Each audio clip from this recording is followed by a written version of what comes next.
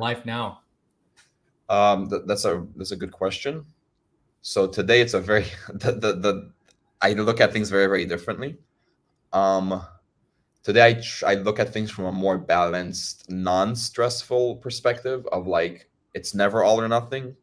There's a lot of gray area in between. Um, and if in the past there would be one sole focus, like business and success, today there's a lot of areas of focus for me. There's relationships, there's spirituality, there's family, there's money, there's health, um, personal development, education. So there's a lot of different like fields. Um, Today I see it unhealthy to put an all or nothing approach, because if I put an all or nothing approach on one thing and that thing doesn't work out, or not even doesn't work out, or that thing creates stress, I don't have any other area in life to gain energy or to feel good with. So for example, if you have a relationship and a good family, and I don't know, your business isn't doing well one month, you have a partner, you have a girlfriend, she holds you, she holds space for you, and you feel safe with her, and your family holds space for you, you go to the gym or whatever. But if on your entire life relies on your business, then if you have a bad month, you'll be like destroyed because you have nothing else to fall back on, if that makes sense. You know what I mean? Nothing else that gives you fulfillment or energy. Yeah. If you put all your energy in one thing to give you fulfillment, then when that one thing doesn't give you fulfillment, you'll be destroyed. Um, that's why it's important to have many areas in life that give us fulfillment. Now, it's not that I am against an all or nothing approach. I actually think, especially in a man's life growing up, I feel like it's somewhat of a rite of passage sometimes to have that all or nothing approach. Like 15 or 17-year-old me, if I would talk to 15 or 17-year-old me and tell him not to have an all or nothing approach, he'll tell me I'm crazy. Tell me, like, go fuck yourself. So I actually think that depending on the phase that you have in your life, sometimes you have to go through that. Sometimes you have to go through that to understand that that's not what you want, right? But it is important to go through that at times. Um, so to answer your question today, I don't. I'm actually against that all or nothing approach, but I do see the value in it in some people. So what I got from that is there's seasons and cycles in life, Yes. and there's things that you have to go maybe through some type of pain or a singleness of purpose to get to a level to where you can maybe have the choice to have a balance. Because 100%. with I mean, what I'm finding with a lot of successful people, it's the way up. There's a lot of non-balance. There's a lot of this is it, and it takes a lot of the energy, so much energy to get. It's like the escape velocity to leave the Yeah. earth. Yes. Do you think 100%. that's part of the success path? I think so. I think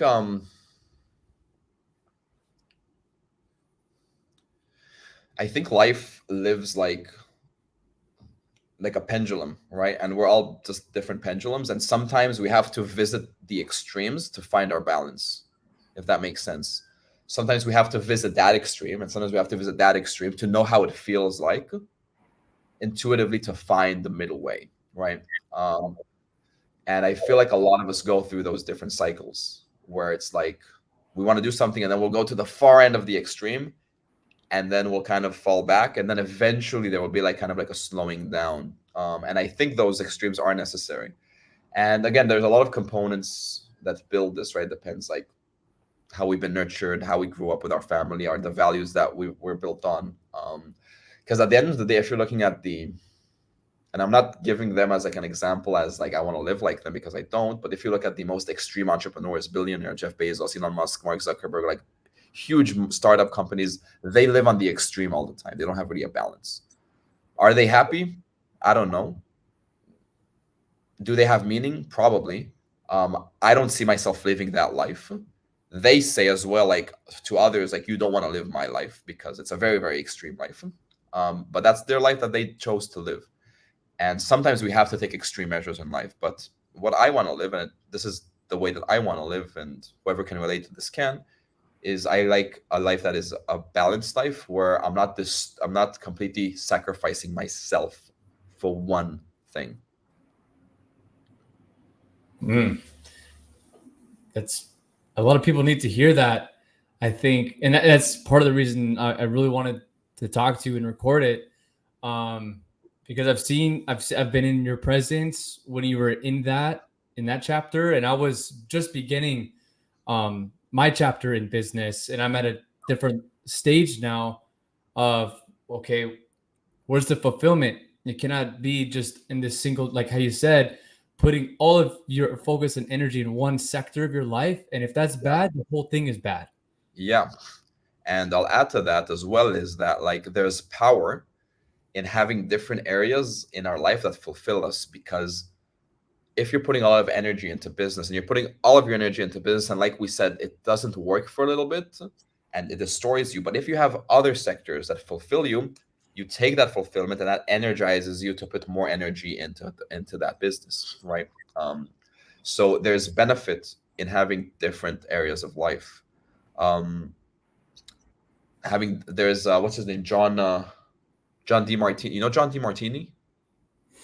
No, I don't know, John. I'll look Oh, into it. yeah, interesting dude. So, and again, he's not saying anything revolutionary, right? These things have been said before, but he believes in like you should have 7 areas of your life that you put energy into. I don't remember all the 7, but the reason for that is again, so you can take energy from different areas, and then you have more energy for different things, right? Because now let's say, again, I'm not 18 anymore, where I can put full fire into my business and not care about anything else.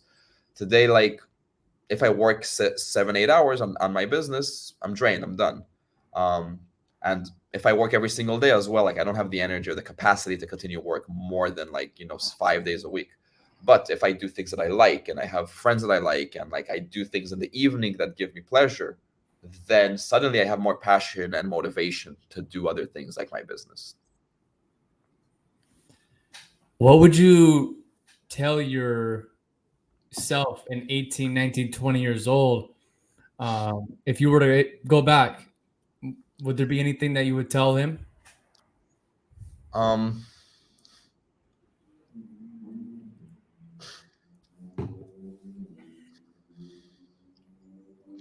what would I tell him? Would I tell him anything?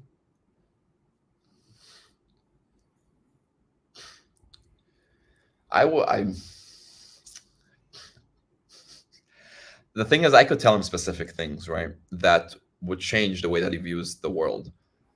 But it's because of the actions that he took at that age that made him learn what he learned.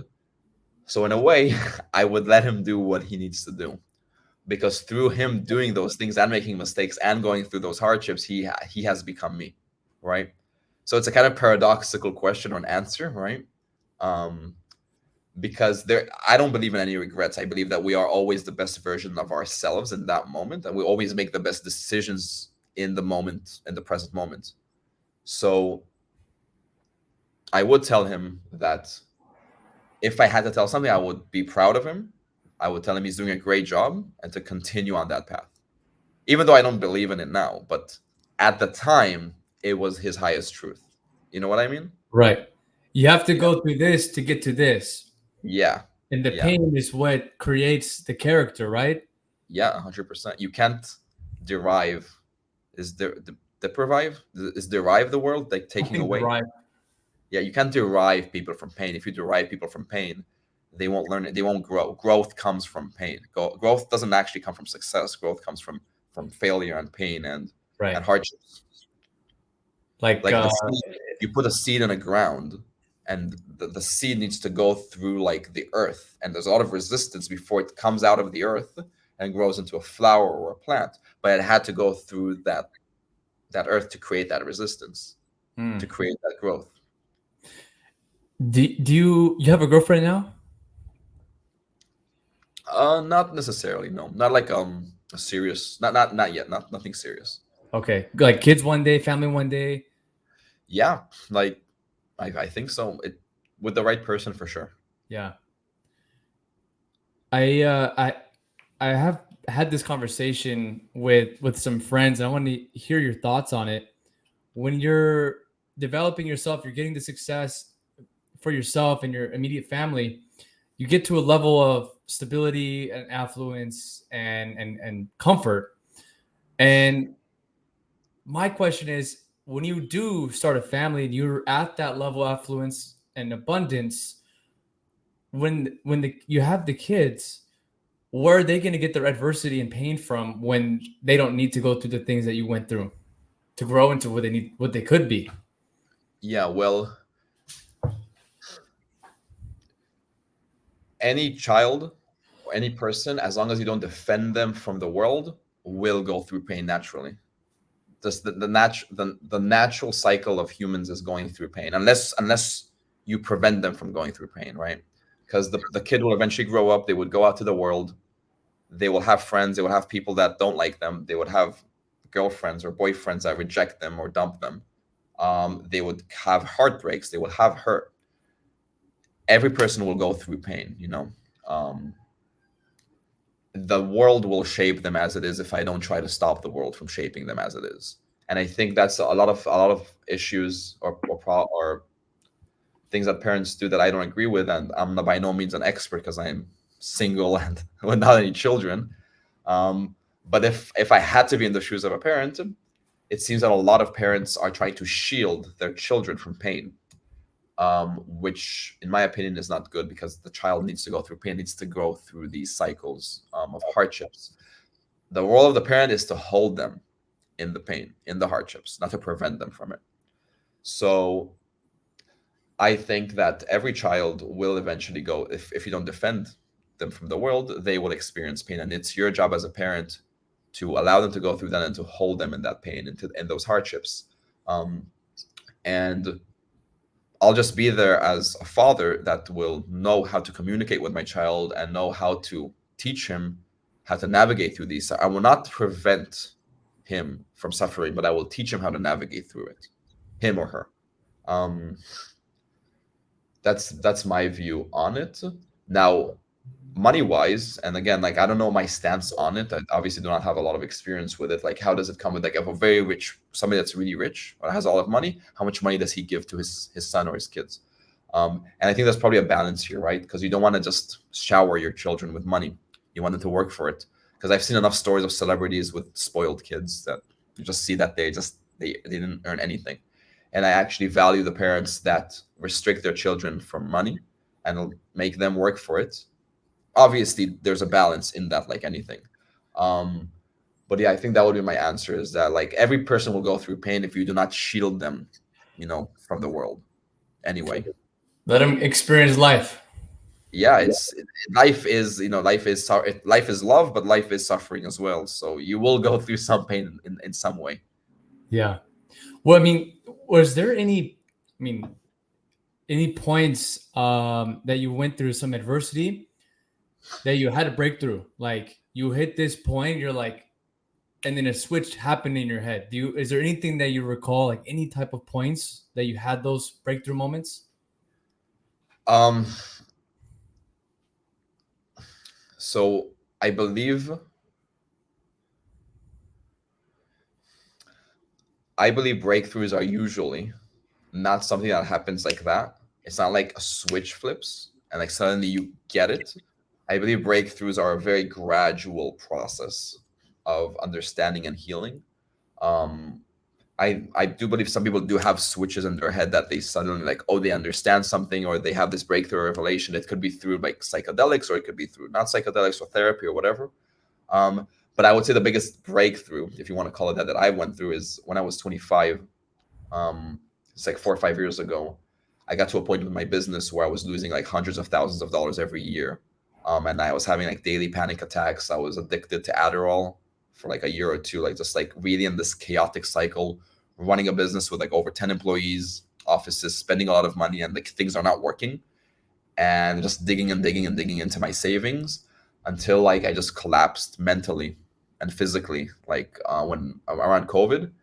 And I just decided overnight to close all the businesses, just like everything. I just wanted to calm down because I was working 16-hour days every day for about 2 years, just trying to make things work. And I basically just completely collapsed, completely had like a mental breakdown or spiritual awakening, whatever you want to call it.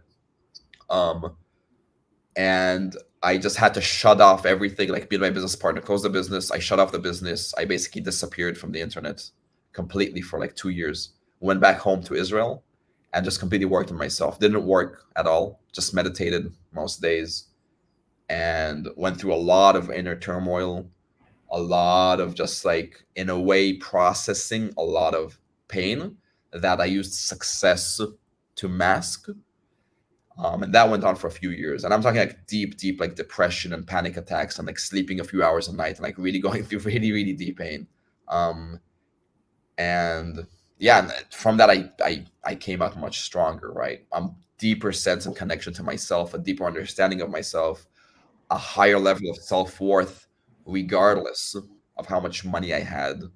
I remember like this one point, if you're talking about like specific points or whatever, now like significant points, I had a $30,000 gold Rolex, like this big ass watch that I bought like when I started making a lot of money.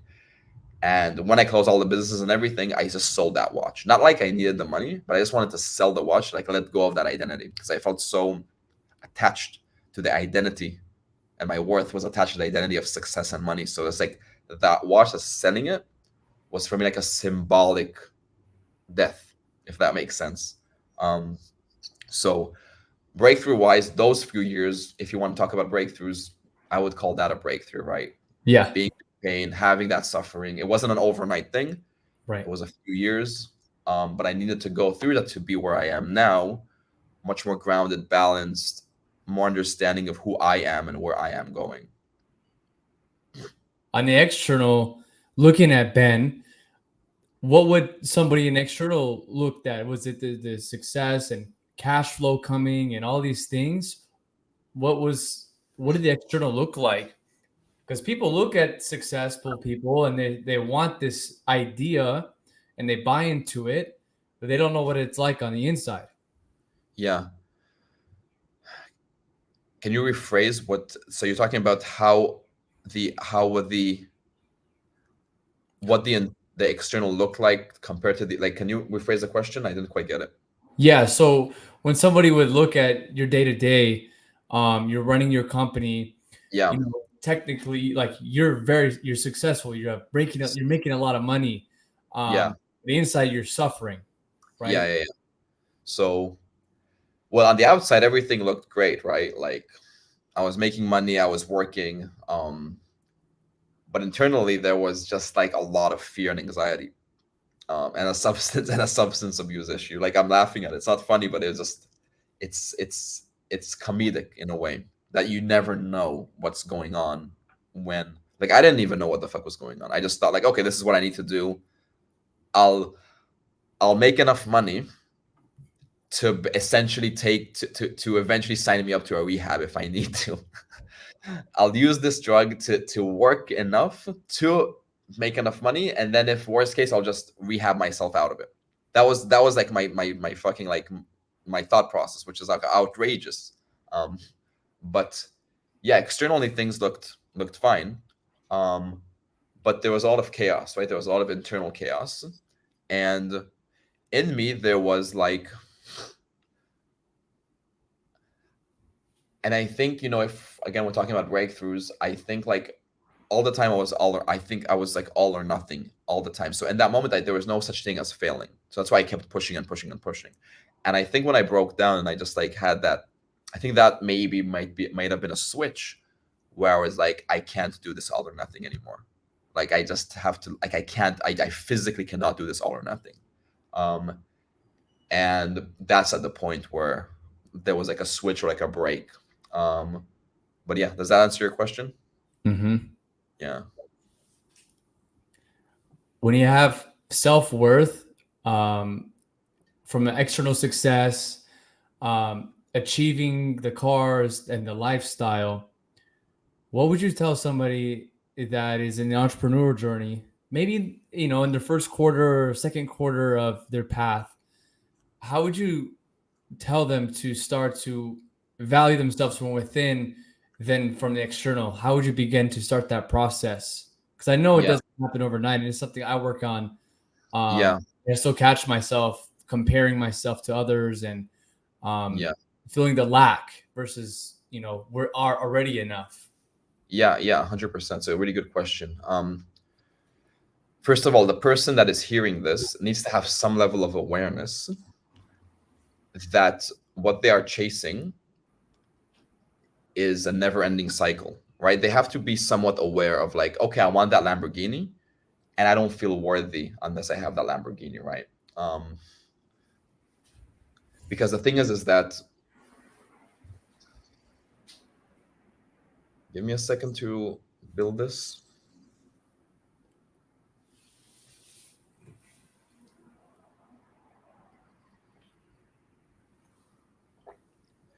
The person chasing the external, a Lamborghini, $1 million,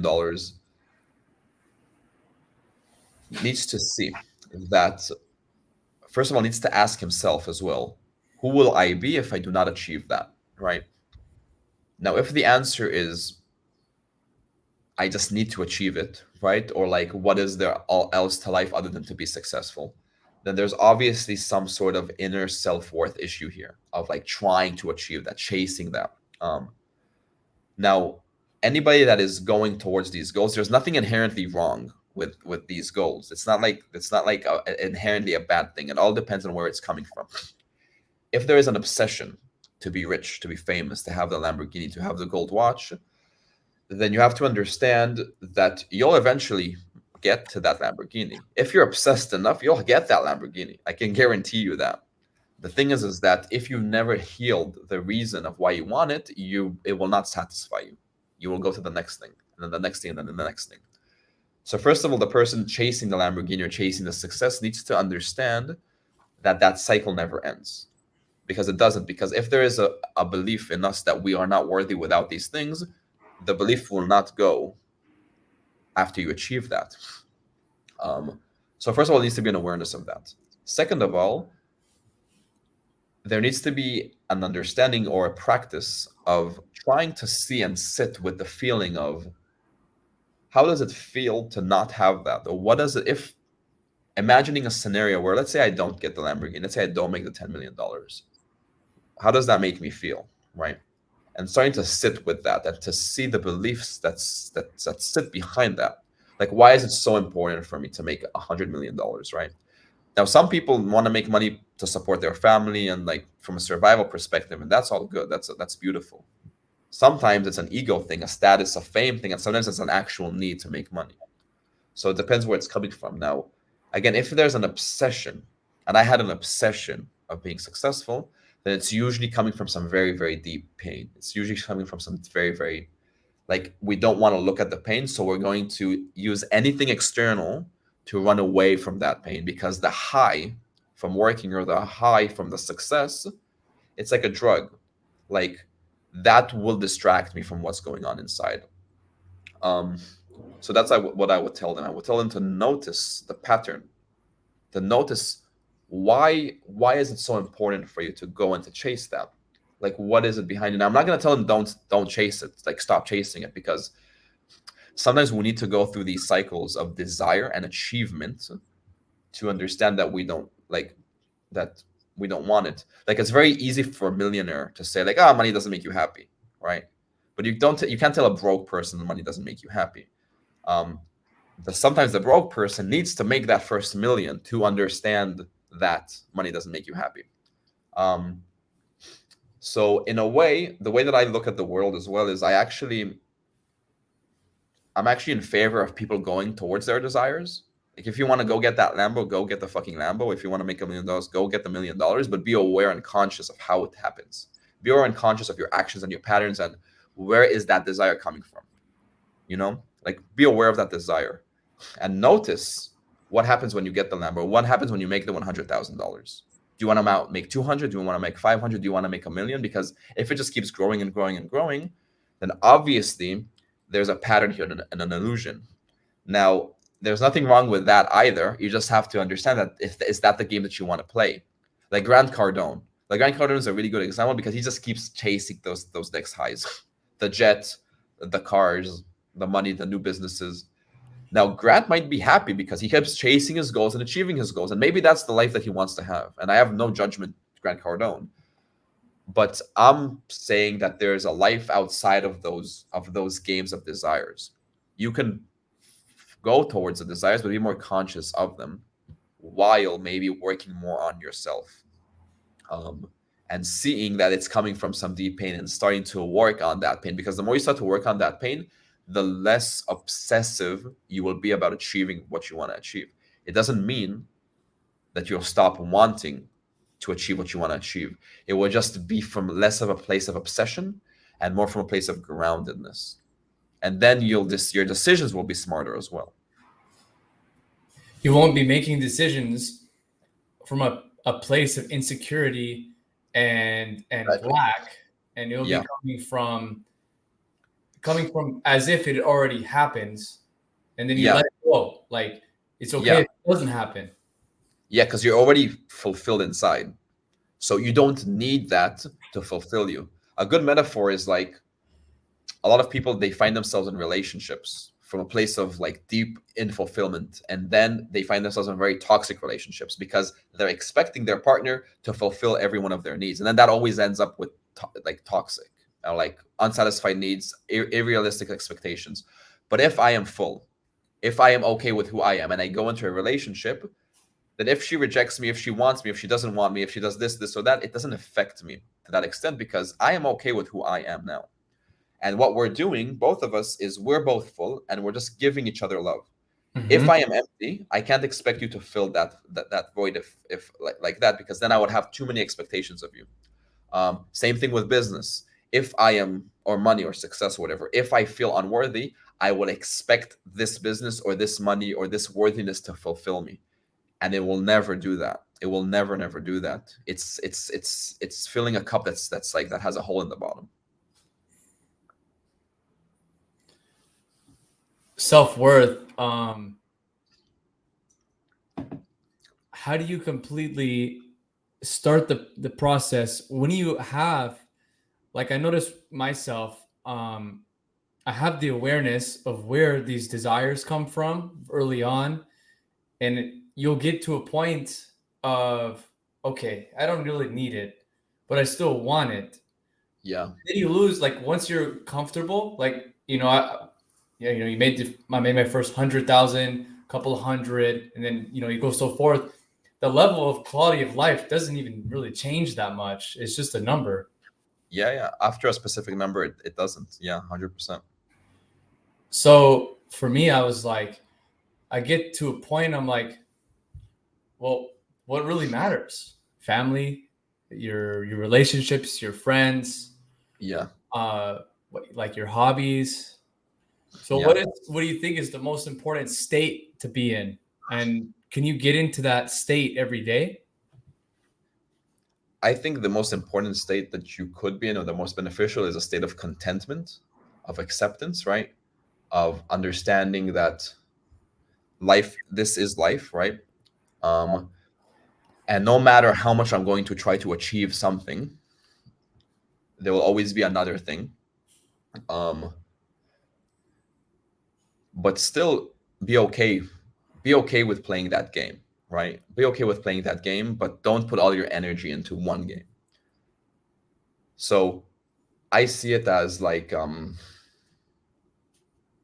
have all of these different like sectors, right? Like areas, like I said before, like relationships, spirituality, personal development, and so on and so on. And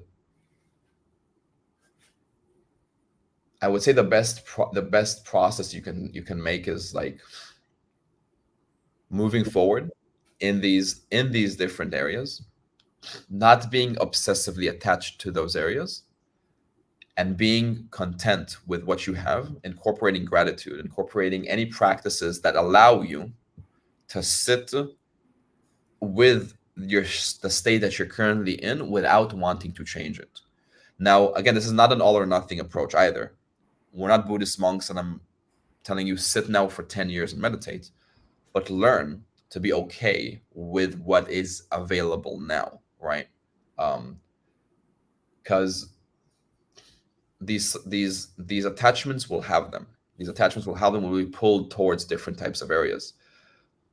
But there's power in just sitting. And when I say sitting, I don't even mean like physically to sit. I'm talking about like energetically, mentally, to sit in that, and to learn to be okay with that, with that which is like, I'm noticing my attachments, I'm noticing my pains, I'm noticing my wants, I'm noticing my desires. And the more we allow ourselves to sit in those different states, the less and less and less intense they will be.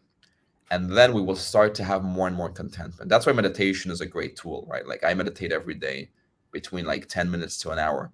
And the purpose for me of meditation is just to sit and not do anything. Sometimes I sit and I focus on my breath. Sometimes I sit and I look at the trees. Sometimes I sit with my eyes closed. Sometimes I sit with my eyes open.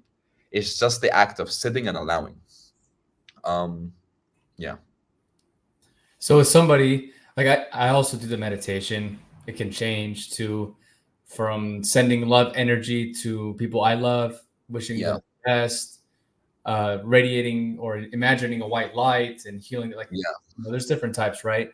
Um, but to somebody starting out meditating, everybody thinks of meditation like you have to have no thoughts. Like you can't get rid of thoughts, right? Yeah, you can. So meditation is not about getting rid of thoughts, right? Meditation is about sitting and noticing the thoughts. Um, like the act of you sitting and focusing on your breath, and then thoughts come up, and then you go back to your breath is the meditation. So if you sat and every time you've noticed your thought, you came back to your breath, and you've noticed thoughts the entire fucking time, and you came back to your breath 100 times, congratulations, you meditated. Because that is the meditation. Noticing, going back, noticing, going back. There's no like no thought. That's not even the goal. The goal is not to have no thought, because it's like saying like the goal is to have no skin, or the goal is to have no head. That will exist, and the acceptance and awareness of that is the meditation. And I would add one more thing. I think the best practice that people could do is not, meditation is brought out there because it gives people a reason to sit and not do anything. But I think the best practice is not inherently to meditate, but is to have times where they actually don't do anything. Like go for a walk without your phone. Go out, like do something that is not stimulating. Do something that's not stimulating. Like go out for a walk for an hour. Don't take your phone. Right? Go to the beach without your phone. Like anything that just requires you to just sit and not have any activity to participate in. Um, because in those states, the body does a really magical thing where it processes emotions, and you allow yourself to suddenly think and visualize and daydream, which is like a skill that we lose as adults. As kids, we do that all the time. Like as a kid, you can just walk outside and have all these different activities and like daydream and all of that. But as adults, we're kind of stuck in this loop of like I got to do this, and that. And then if there's some stillness, it's like why am I not occupying my time with something? Which is not, it's not efficient, because there's time, there's the body needs times to rest, and rest isn't only like sleeping. Rest is a time where the body just processes and thinks and visualizes or daydreams. So if somebody wants to incorporate some practice, and meditation is weird for them, or they don't want to sit and like focus on their breath or whatever, go for a walk. Go out, just go for a walk without your phone. That would do a very similar thing to meditation. I agree at the walks. I'll do every day around afternoon, 20-minute walk, no phone, Nice. and Yeah. I'll just look really far, and I'll just Yeah. you know focus on the cars and just appreciate everything in my environment just for what it is. And I come Perfect. back, and any problem that I had before, it's just subsided. Yeah, because what happens is that your body, in a way, so what we think is like a tremendous like life or death situations are usually not really life or death situations if you just allow yourself to process what is there to process. Like decisions that you thought you have to make, or like these things that are just so important, if you just go for a walk, suddenly it's like, oh, suddenly either the answers will come, or suddenly like, oh, actually that's not that important, or oh yeah, I'll figure it out. um Life isn't as difficult or complicated than we make of it, even if our brain thinks so. Like I'm so aware already of these states where I'll go into a state and I'll be like, this is a decision that will signify the rest of my life. Or like I'll be so like in that, and I'll notice that, and I'll know like, okay, I'm going through this cycle of like this is so important, but I know that actually this is not really that important. And then suddenly after some time, it's really not that important, or like it comes to me. You know what I mean? It's just the meaning that you give things. There's a Yeah. quote I heard. I don't know who it's from, but nothing is ever as good as it seems, and nothing is ever as bad as it 100%. seems. Yeah, yeah. That's a perfect quote. Really, like both ways, right? Like the thing that you think will make you so happy, like the illusion that you think you'll experience when you get that, it's probably not going to be as good, and that worst case scenario is probably not going to be as bad. Have you heard of Neville Goddard? Yeah, I'm reading his book right now, Relax More, Try Less. yeah. Um, I haven't read that one. I've studied his work. Um, yeah, he's basically just simplifying a lot of the law of attraction. I think from what I've seen. yeah, pretty much. We've probably all read the law of attraction, Yeah, but yeah, everybody teaches it in a certain different way and different understandings, right? Um, yeah, I got from this, and it really helped me out. Um, Relax, enjoy the present moment. When you can release this tension and this burden we all put on ourselves from the ideal expectation of what we think should be, yeah, like you're saying, it's okay if it doesn't happen. Um, Setting the intention and letting it go, it comes to you. yeah, yeah, yeah. What's the name of the book? I'm actually curious. Relax more, try less. Relax More Trials. Okay, I'll check it out. I all of his work. I really liked. So any good book that he wrote is I'll probably read it. What are you reading right now? I'm always shuffling between different books. So recently I've been reading, and this is like the second time or third time I've been reading this one, Reality Transurfing. You know Reality Transurfing? Oh yeah, I have it right here. Yeah, it's an interesting book. It's a very very long. Do you have like the big one, like all of the Yeah, show it to me? I've never seen the physical version.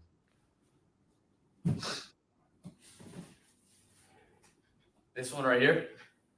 Oh yeah, yeah, you have the big one. Yeah, yeah, yeah. It's Great. such a crazy ass book. So I'm shuffling between that one, and that's honestly, if you want to understand the nature of reality, that's definitely gonna explain that to you. Have you read the entire thing, or have you read it? I'm about couple chapters in. Yeah, Understanding that there's different channels you surf on. yeah. It's a new concept. It's not like law of attraction. It's very different how he explains it. It's it's law of attraction in a different way. Yeah, So if law of attraction is like I'm manifesting things that come to me, right? Law of attraction is all of the realities exist simultaneously, and you're moving up these realities, right? So let's say you want to manifest, right, like a good relationship or a good partner. So in law of attraction, you manifest that and it comes to you. And in reality transurfing, you're basically jumping into a reality where you have that relationship. So they're talking about the same thing but different philosophies. Anyway, so I'm reading that book, and I'm reading Waking the Tiger, which is, have you heard of that one? mm-mm. So that's more of a psychological therapy book. It's basically, and I've been delving into this topic a lot in the past year, even like year or two. The therapeutic model called somatic experiencing. I don't know if you heard about that, but it's Yeah. basically the modality that I use with myself and with people that I work with, which is healing trauma or like healing the self through the body. So I've been reading a lot of books and literature on that, and Waking the Tiger is another book. It basically talks about, and in general, I actually recommend somatic experiencing therapy to anyone. Like in my opinion, it's like one of the highest levels of therapy because it focuses less on the mind or like solving things from the mind and more about like the actual emotions in the body. So like processing emotions through the body, which is what I do with myself almost every single day. What does that look like? What would you do? So if you if you go and let's say you go and you meditate, right? You sit.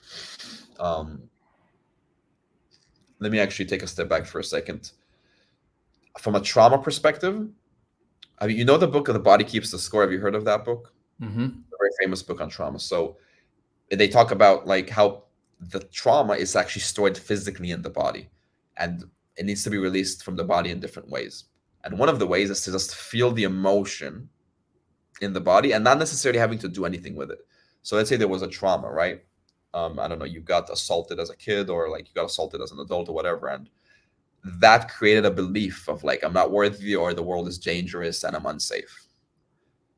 Now, I can explain to you logically all day, oh, you're safe and everybody here is so kind, everybody here is so friendly, but there's something in you that does not agree with it. No matter how much I'm going to logically explain that to you, that you're okay and that you're safe, you will still feel a level of unsafety, right? Yeah. So somatic experiencing teaches and shows that to heal that trauma, we need to experience it through the body. So you would sit, you would notice how you feel, like how you feel unsafe, and how do you know you feel unsafe. And what you'll notice is that there are specific tensions in the body. You'll notice maybe a tension in the stomach or a tension in the chest. And then what you will do is you would sit with that tension without trying to think your way out of it, without trying to logically explain it. You would just sit with the tension. And after doing that enough times, like an ice cube, it will melt and melt and melt. And then you will not feel that emotion anymore, and it will be replaced by a feeling of safety and love. So somatic experiencing is basically that. And I don't even deal, when I work with it, I'm not even dealing with like heavy trauma, right? Because anything, anything that happens in my life, I process like that. Like let's say, like I just broke up with like recently, me and a girl I was dating broke up, right? So I had this emotion in my body, and instead of trying to think my way out of it, I just sit and I feel the emotion, like I'm just grieving it. Um, and I'm not carrying that emotion. So a Yeah. lot of people that don't process like breakups or process significant events in their life, they carry that energy to the future. Like if somebody rejected them or somebody broke up with them, if you don't healthily process that emotion, you will carry a belief into new relationships or new experiences. So somatic experiencing is sitting with that and allowing it to like allowing the body to go through its natural cycle on its own. Because at the end of the day, we're very primal. We're animals, right? An animal, if you look at an animal, when they go like a goose or a duck, if it goes into a fight, it will fight, and then after the fight, it will shake. It will Yeah. shake the energy of the fight. We need to do that too. Like there is actually like in I'm just explaining like really the tip of the iceberg of this modality, but there's shaking techniques and things to release the energy from the body, and we don't do that because like we're human and we have to be civil and so on. So yeah, I can talk. I can talk a lot about this, but that's at the tip of the iceberg. It's working through the body to release emotions and trauma. Yeah, we have all these coping mechanisms and all these things we escape, and we try to be as far away from ourself and internal as possible, so we numb ourselves with this dopamine and Yeah, situations and lifestyle, but yeah, really trying to escape from who we really are. yeah. Like I went through a breakup a couple years ago, very traumatic experience, but I'm so grateful I did that. That I didn't go with new partners and do all this crazy shit. I don't know who. I think reading through the scriptures, the Bible, and different practices. Whenever the emotion would rise, sit and just Yeah, feel it, and yeah, completely feel exactly it. it. If you have to cry, do it. If you have to whatever, and Yeah, then you just move forward. 100%. It's because in our natural state, when you're born as a baby, you're born as a child or a baby, and in that state, you're naturally born into a world where you feel loved and worthy. That's your natural state. Now, due to things coming on us and pains and trauma and triggers and the world, we carry things. We carry different things, and these things that we start to carry emotionally, they start to create beliefs. Now, if you have a specific emotion, like you said, you sit with it, you allow it, it will pass, and you'll go back to your natural state. Your natural state is love and worthiness. You're not born into a world of like I'm unworthy as a baby. You're born into a state of you are love, you are worthy, um, and it's beautiful. Like, and sometimes we carry a lot of things, and sometimes it takes a lot of time to kind of process a lot of these things because we've been repressing for so long. But it's beautiful that you came to that understanding and that you're doing it, because that's really, in my opinion, that's like the highest level or like the most productive way to heal things is just to sit and to just allow. So you do this every day, like you just the emotions from yesterday. You would just process. Is that essentially what you're doing? So it's hard to sometimes put a timestamp on like what emotion am I processing. But in a way, this is my meditation. I sit, Okay. I meditate, and I instead of focusing on my breath, I focus on what's happening in my body. And at this point, since I've been doing this for so long, it's just like things will come up. And the things that will come up, I don't know if they're from yesterday or from 1 hour ago or from 20 Right. years ago. You know what I mean? Right. There's just stuff that are coming up. And Yeah. my belief is that, of course, there's going to be stuff that are coming up because for 25 years, I've been repressing every single thing. Like I haven't been feeling any emotions. I've only been processing these things for a few years. So it's going to take me time until everything. And I don't believe there's a point where you're all healed, but I've just noticed much more groundedness, much more balance when I sit and I just allow emotions to just process and be let go. I noticed as well, if I don't do this for a few days in a row, I'm much more anxious, I'm much more stressed, I'm much more angry. There's almost like I feel like there's a bag that I'm carrying that I'm not like letting go of.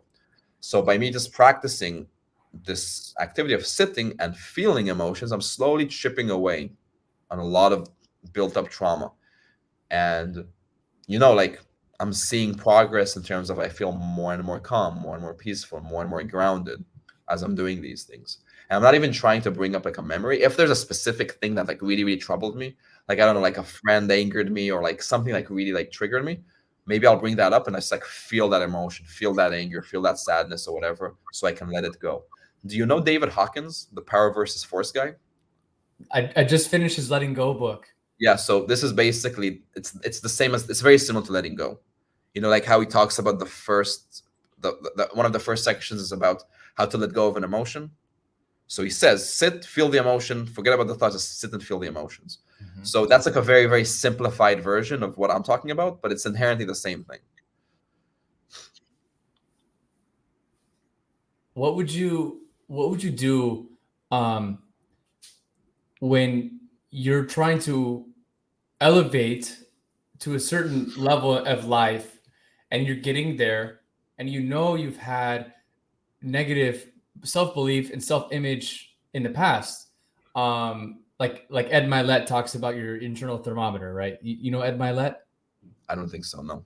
Okay, so he talks about, say you've only believed that you're capable of doing this, and you've only got to this point before, and you start to go superseding that, subconsciously you start to self-sabotage yourself, or Yeah, you try to visualize yourself doing the thing that you want to do, but yeah, internally you feel like you can't do it, even though you're visualizing it and you're doing the meditations, but yeah, internally you feel like you don't believe you could do it. How would yeah, you how would you switch that belief even though you haven't done the thing? yeah. It's interesting. I was dabbling into that like actually these past few months. So let me just rephrase it so I'm understanding it. Like you're saying you want to achieve a specific level, but there's still like externally you want to go to a specific level, but internally there's like a gap and you actually don't believe you can get there, right? That's what you're saying. So Mhm. how do you change those beliefs so internally you're synced with the external? Is that what you're saying? Yeah, but when you're visualizing it and you're feeling it and you're imagining it and Yeah, you're trying to get a vibrational alignment with that, yeah, there's still underlying subconscious things that yeah, prevent you from the belief, right? yeah. So the way that I see it, and of course you talk to me, you'll get an answer. You'll talk to somebody else, you get a different answer. My belief is that if there is an internal resistance to that frequency that you're trying to achieve or that vision, that means that there's trauma there that you still have not processed. Because if you ask a child, a 5-year-old, to envision himself being an astronaut, he'll daydream and tell you how he's going to be an astronaut, how he's going to be so he's not going to have resistance to being an astronaut. He's not going to like, I don't believe I can be an astronaut. He's not going to have that unless his parents like told him he can't, right? But your birthright is belief in anything. Everything is possible. You can fly. I was 10 years old. I believed I'm Son Goku and I could create energy balls and turn into Super Saiyan. Like I truly believe that there was no resistance into that. So to answer your question, I believe when we're trying to manifest something that is in a higher vibration and we have internal conflict, we need to sit with that actual conflict first. We have to sit with that pain or the belief. Like let's say I want to manifest a specific relationship, right? and there's a belief in me that I'm not worthy of that relationship that I'm trying to manifest. There's a feeling, and you could feel that resistance when you're trying to be in alignment with that goal. Like, for me, it's like a tightness in the chest. Mm-hmm. So what I'm going to do is I'm going to firstly sit with the resistance. I'm going to sit and just be with the resistance. And the more you sit with the resistance, you'll notice, and you want to be aware of where that resistance is in the body. Is it in the chest? Is it in the stomach? Is it like, it can be in different areas. And the more you sit with it, in the same way of letting go, in the same way of somatic experiencing, that resistance will get smaller and smaller and smaller and smaller until you'll start to envision with the life that you want, and you won't have that resistance anymore. Now, a good technique that I like to do is I like to cycle between both things. So I'll feel the resistance, I'll be with it, and I'll go back to envisioning the life that I want. I'll feel into that. Maybe like a few seconds here, a few seconds there, or a few minutes there, a few minutes there, and I'll just move between the two. Because what will happen is you're kind of bridging the gap. Like, energetically, you're bridging the gap and you're healing the trauma. Because anytime you feel resistance towards the life that you want, there's some belief there, there's some trauma there, there's something that's unprocessed. And the more you sit with it, the more it's going to get smaller and smaller and smaller. That's good. How Yeah. do you? What's your view on your environment and its effect on your energetic field? Does it have as much impact on you? Like, even the city that you're in? I know the people you're around obviously have influence, but what about Yeah. the city or the country? Like, you're in Thailand. Was that a decision factor in you going there, or was just a desire? Everything affects us, every single thing, like the city, the country, the people, the food. I believe everything affects us. I don't believe we need to be obsessive or like try to figure out and create the perfect environment for us, because that doesn't exist either. I really feel in those cases, I feel there's an intuitive sense of what we need to do or where we need to go, to the point of like an intuitive sense of like, this person is good for me, this person is not good for me, this friend group is unhealthy, this friend group is healthy. This city, I don't feel the vibe of it. That city, I do feel the vibe of it. Like, now I live a really good life. Like, I'm in Kopangan. Everybody around me is like, in my opinion, a really high quality person. A lot of love, a lot of giving, a lot of spiritual practices. I'm in nature almost every single day because I live almost on a beach. I go do ice baths every day. Like, everything here is very primal and healthy. I eat healthy food.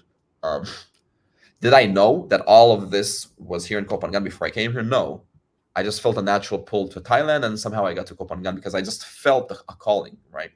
I'm really careful with these words as well, because it can go really spiritual. I'm trying not to be super spiritual woo-woo here, but there is an intuition of like where we should, like, what we should move away from or where we should go, right?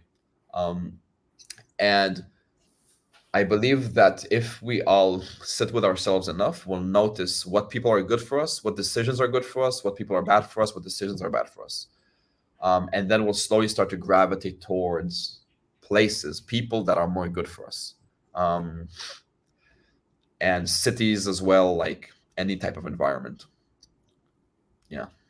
I don't think that's too woo-woo, because I have the same thing like in my gut, and I tell people this, like, there's a pulling, there's like this, if you're in tune with yourself and you have the self-awareness, you know when you're out of alignment, and you know, like, hey, it's there's a pulling, exactly how you're saying. Like, I used to live in a different city from where I am now, and there's tons of other cities, but I just landed where I am just to be in the specific opportunity I am. I had no idea I would end up where I am.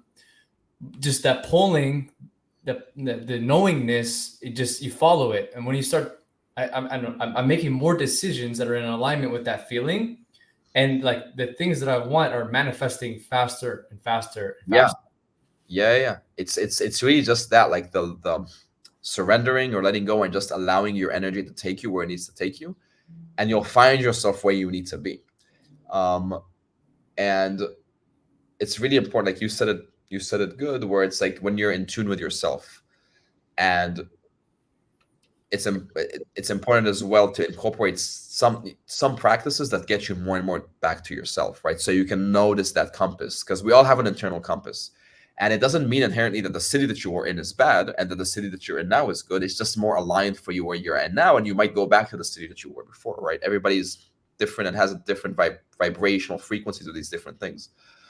But the more we just let go, and it's a very hard thing, especially to entrepreneurs, to just let go, the more there's like a natural rhythm of life, right? And I'm not perfect in this, right? Like, as there's by no means am I saying that I'm completely doing this perfectly, but I've noticed the more I let go of attachments, the more I allow, the more good things happen. The more the things that I thought I need, I don't need, and the things that I wanted suddenly come to me. Um, yeah, it's a beautiful process. It's a beautiful process. Not easy, but it's a it's a journey. It's beautiful. Yeah. Yeah, it's like you're getting back to who we're meant to be.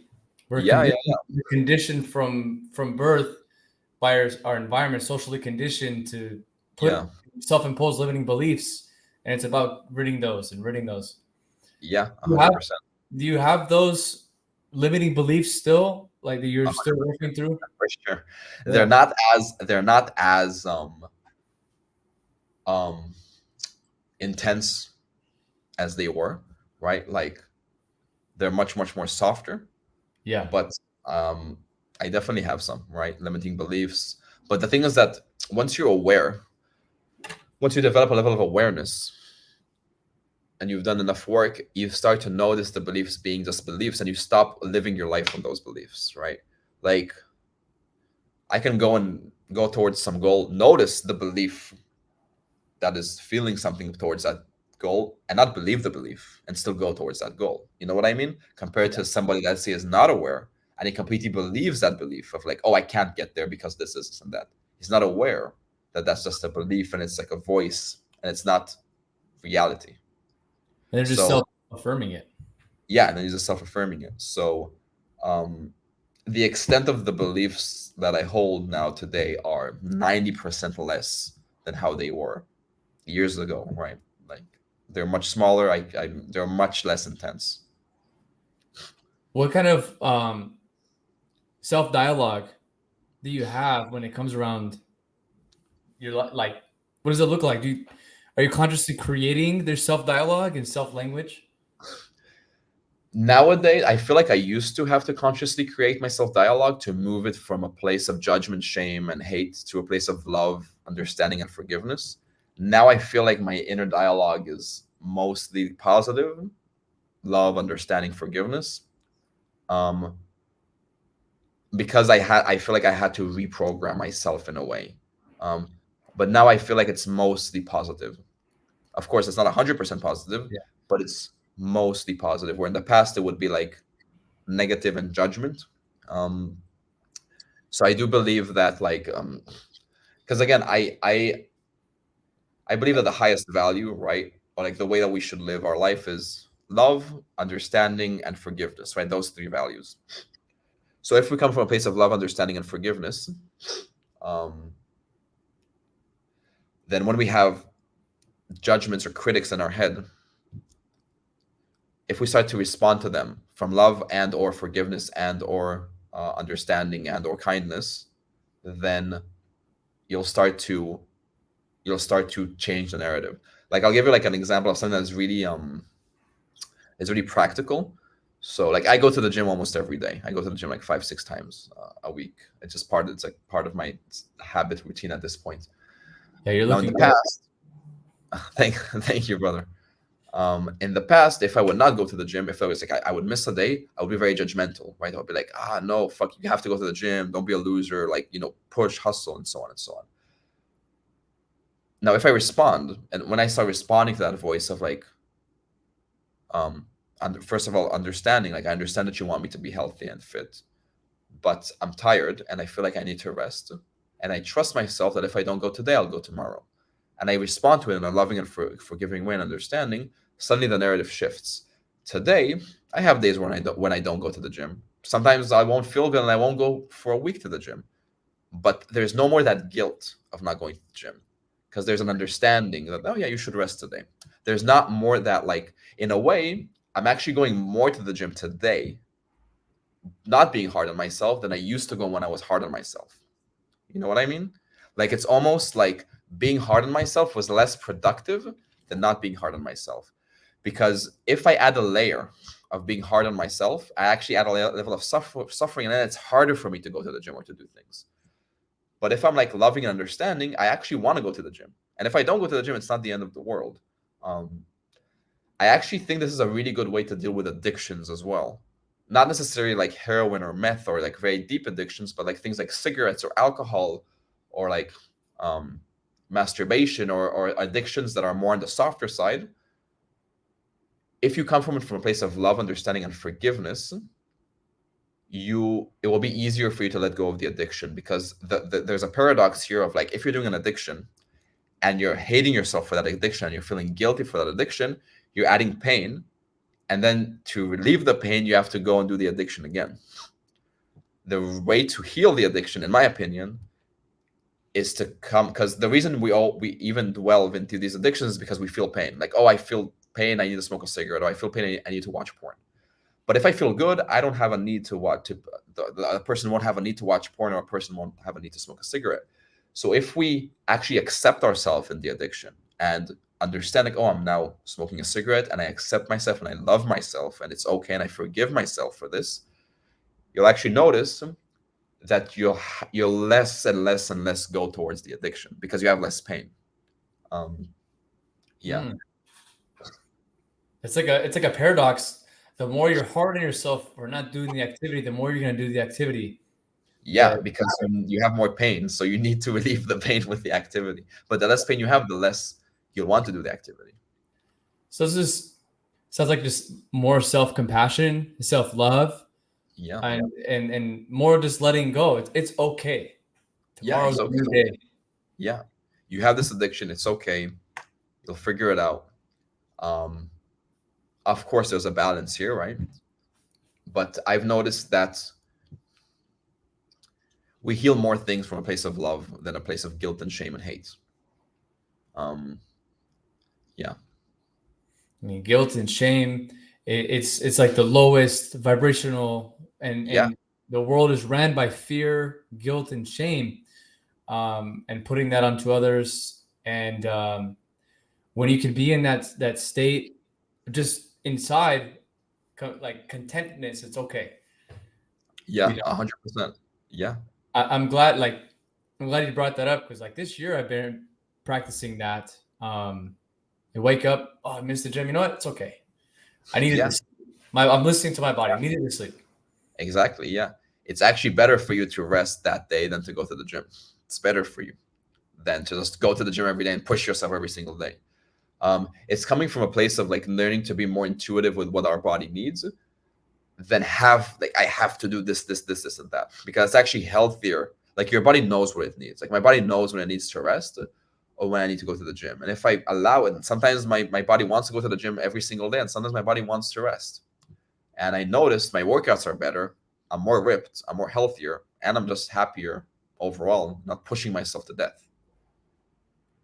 Like we put so many frameworks and parameters on how we should live life, but Yeah. it's like, where does this even come from? Why do we have to live a certain type of way?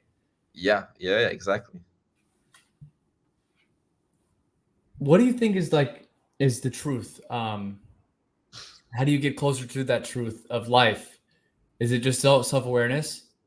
Is it love? So there isn't one truth in my, like, everybody has their truth. Um